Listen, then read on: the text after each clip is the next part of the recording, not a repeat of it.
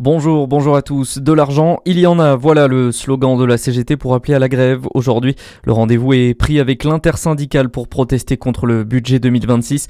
FSU et Solidaire réclament aussi plus de moyens pour les services publics, les retraites et la justice, entre autres. À Dijon, le cortège s'élancera à partir de 14h depuis la place de la Libération.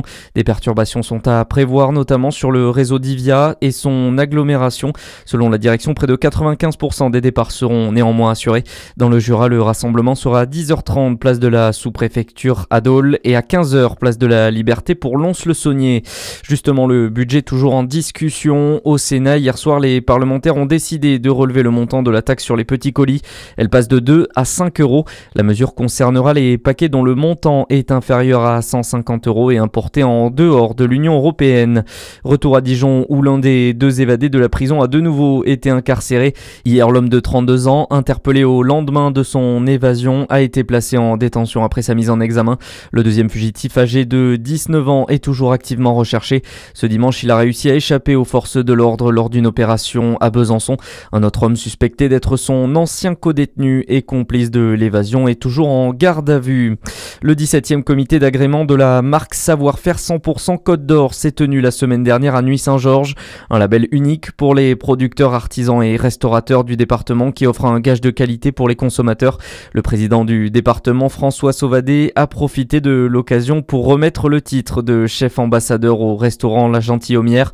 Il se réjouit de la réussite de la marque au micro de Charlie Chevasson. Le succès de la marque 100% Côte d'Or qui est grandissant et qui est reconnu par les consommateurs comme étant un gage de qualité, de produits, et puis un engagement, une fierté aussi de soutenir nos producteurs locaux. On sait comment ils sont produits, on sait qu'ils respectent des qualités de développement durable et d'autres valeurs environnementales.